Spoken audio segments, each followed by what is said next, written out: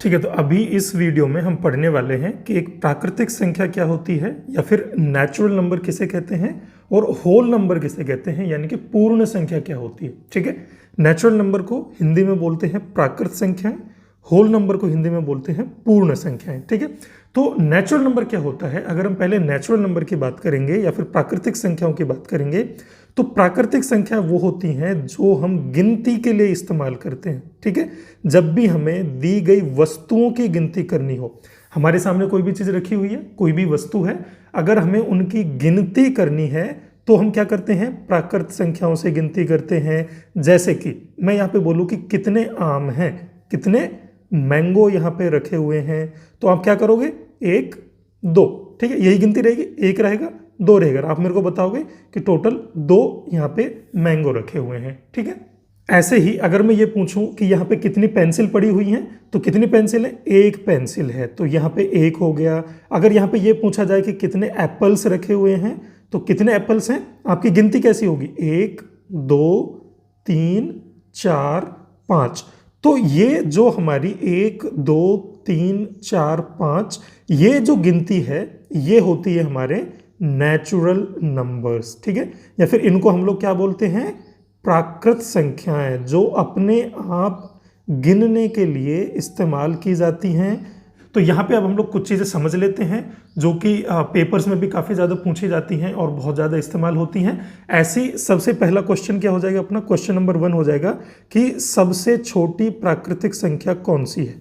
ठीक है, अगर आपसे ये पूछा जाए कि सबसे छोटी प्राकृत संख्या, ठीक है, प्राकृत संख्या यानी कि नेचुरल नंबर्स, ठीक है, तो हमारा क्या पूछा गया है, स्मॉलेस्ट नेचुरल नंबर कौन सा है। तो जरा हम गिनती जो कर रहे हैं उनमें से देख के बताओ कि स्मॉलेस्ट नेचुरल नंबर कौन सा है। ये जो भी हमारी गिनती लिखी हुई है 1 2 3 4 5 से लेके आगे तक, इसमें सबसे छोटा कौन है, 1 है। ठीक है, तो जो सबसे छोटी प्राकृत संख्या है वो कितनी होती है, 1 होती है। ठीक है, यहां तक कोई कंफ्यूजन नहीं अपने को, सबसे छोटी प्राकृत संख्या 1 बन जाएगी हमेशा। ठीक है, अब अगर हमसे ये पूछा जाए कि प्रथम 5 प्राकृत संख्याओं का योग बताइए, यानी कि हमको क्या करना है, फर्स्ट 5 नेचुरल नंबर्स जो हैं, ठीक है, जो भी हमारे पहले 5 नेचुरल नंबर्स हैं उनका हमें सम करके बताना है, उनको हमें ऐड करके बताना है कि कितना आएगा। तो उसके लिए हमको सबसे पहले क्या पता होना चाहिए कि प्रथम 5 नेचुरल नंबर्स कौन से हैं। तो कौन से होते हैं, 1 है, 2 है, 3 है, 4 है और 5 है। ये हमारे पहले 5 नेचुरल नंबर्स हैं, इनका हमें क्या करना है, सम करना है, योग करना है। तो कैसे करेंगे, 1 + 2 + 3 + 4 + 5, कितना बन जाता है ये, 1 और 2 3, 3 और 3 6, 6 और 4 10, 10 और 5 15। तो ये हमारा हो गया प्रथम 5 प्राकृत संख्याओं का योग। ठीक है, तो बहुत ही इजी चीज़ें हैं और ये काफ़ी ज़्यादा अपने को पूछा जाता है पेपर के अंदर। तो इस तरीके से हम कुछ भी निकाल सकते हैं। पहली 2 प्राकृत संख्या कौन सी होंगी, 1 और 2 होगी। पहली 10 कौन सी होंगी, 10 तक हो जाएगी। तो जो अपनी सिंपल गिनती है वही हमारी प्राकृत संख्या होती हैं। अब ये जो हमने एग्जाम्पल पढ़े हैं गिनती लिखने के, अगर इसमें मैं आपसे पूछा जाऊं कि इस पर्टिकुलर सेट में यहाँ पे टोटल एप्पल कितने हैं, तो आप कितना बोलोगे, इसके अंदर तो कोई एप्पल है ही नहीं। अगर मैं ये पूछूं कि इसके अंदर ये जो अपना डब्बा बना हुआ है, इसके अंदर टोटल मैंगो कितने हैं, तो इसके अंदर टोटल एप्पल्स तो कितने थे, 5 थे, लेकिन इसके अंदर टोटल मैंगो कितने हैं, वो तो उसके अंदर है ही नहीं, तो उनकी गिनती हम कैसे करेंगे। सिमिलरली यहाँ पे मैंगो तो 2 थे लेकिन एप्पल तो इसके अंदर है ही नहीं, तो उसकी गिनती हम कैसे करेंगे। उसके लिए ये जो सीरीज थी हमारी गिनने वाली 1 2 3 4 5 6, इसमें एक चीज की कमी है, और वो किस चीज की कमी है, वो है 0 की कमी। तो अब हमारे पास में क्या आ जाएगा, 0 आ जाएगा। तो अभी हमें क्या करना पड़ेगा, 0 को इंक्लूड करना पड़ेगा, 0 को भी लिखना पड़ेगा, क्योंकि हो सकता है कि हमें ऐसी चीज पूछी जाए जो कि वहां पे है ही नहीं, तो उसकी गिनती तो 0 हो जाएगी। इसलिए ये जो हमारी नेचुरल नंबर्स की सीरीज थी, इसके अंदर जब हम 0 को लगा देते हैं, अब ये गिनती हमारी क्या हो गई, पूरी हो गई है। ठीक है, अब हम सारी चीजों को गिन सकते हैं, चाहे हमारे सामने कितनी भी चीजें दे रखी हो या नहीं दे रखी हो, क्योंकि इसने गिनती को पूरा कर दिया, कंप्लीट कर दिया। इसीलिए हम इनको बोलते हैं होल नंबर्स। होल का मतलब क्या होता है, पूरा होता है। ठीक है, पूर्ण का मतलब क्या होता है, पूरा होता है।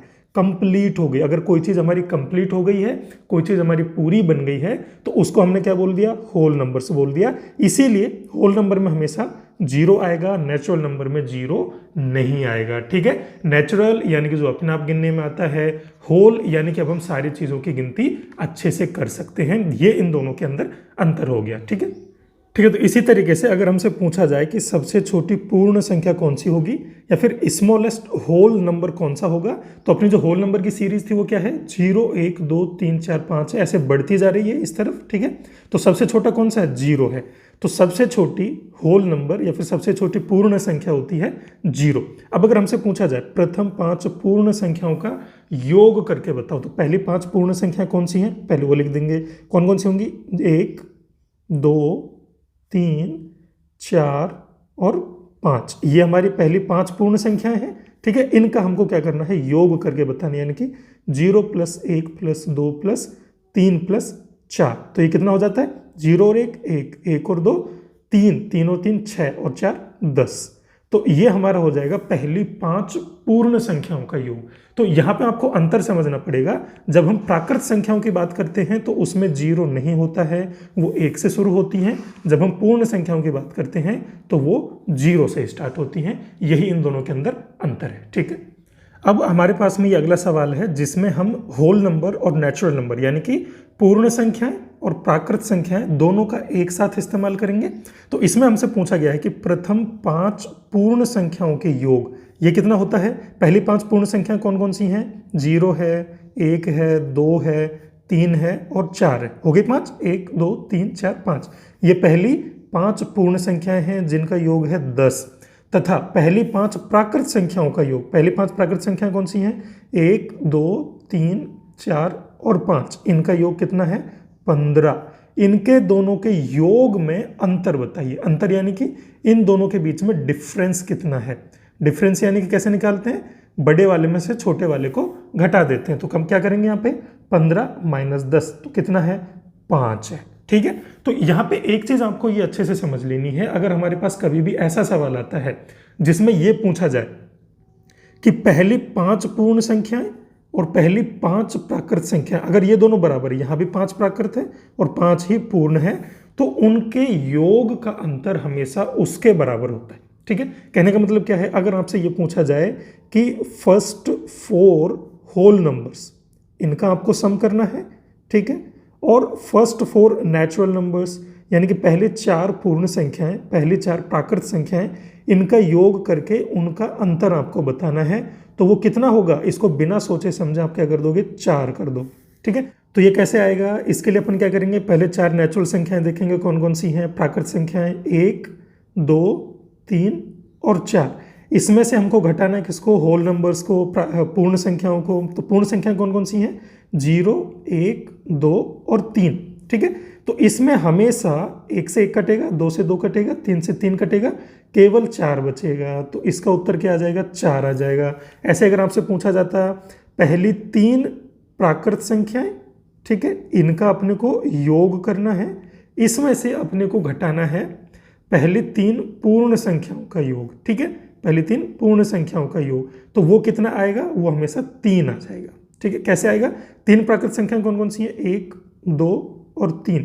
इसमें से अपने को घटाना क्या क्या है, 0 1 और 2। ठीक है, 1 से 1 कट गया, 2 से 2 कट गया, तो कितना बचा, 3 बचा। तो अगर ये दोनों में बराबर है, यानी कि पहली 3 प्राकृत संख्याएं, पहली 3 पूर्ण संख्याएं, तो उनके योग का जो अंतर होगा वो उसी संख्या के बराबर हो जाएगा। ठीक है, इतना अपना हो गया पूर्ण संख्याओं में और प्राकृत संख्याओं में अंतर। अब यहाँ पे एक ये लास्ट सवाल है अपने पास में जो बन के आता है, यहाँ पे ये बोलता है कि सभी प्राकृत संख्याएं, सभी जो हमारी प्राकृत संख्याएं हैं वो पूर्ण संख्या होती हैं क्या। ठीक है, सभी प्राकृत संख्याएं पूर्ण संख्या होती हैं। ठीक है, इसका कहने का क्या मतलब है कि प्राकृत संख्याएं जो भी हैं, प्राकृत संख्याएं कौन कौन सी हैं, 1 2 3 4 ऐसे करके हैं।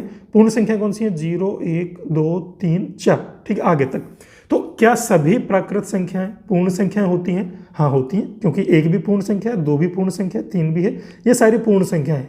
लेकिन अगर आपसे उल्टा बोला जाए, उल्टे का मतलब क्या है कि सभी पूर्ण संख्याएं प्राकृत संख्या होती हैं क्या, तो उसका जवाब होगा नहीं होती हैं। क्यों? क्योंकि पूर्ण संख्या में 0 आता है जो कि नेचुरल नंबर्स यानी कि प्राकृत संख्याओं में नहीं है, इसलिए सभी प्राकृत संख्या पूर्ण संख्या होती हैं।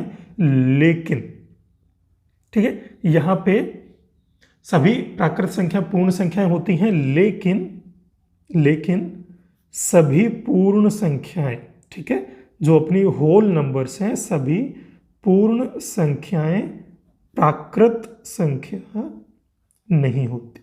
ठीक है, प्राकृत संख्या नहीं होती है। तो ये आपको अंतर अच्छे से समझ लेना है। और या फिर अगर आपसे ये पूछा जाए सवाल कि ऐसी कौन सी पूर्ण संख्या है जो कि प्राकृत संख्या नहीं है, तो उसका उत्तर कितना होगा? 0 होगा, क्योंकि 0 एकमात्र ऐसी पूर्ण संख्या है जो कि प्राकृत संख्या में नहीं आती है। बाकी सभी प्राकृत संख्याएं और पूर्ण संख्याएं बराबर होती हैं। तो ये अपना हो गया पूर्ण संख्या और प्राकृत संख्याओं का अंतर। अब अगले वीडियो में हम समझेंगे कि पूर्ववर्ती और परवर्ती क्या होता है।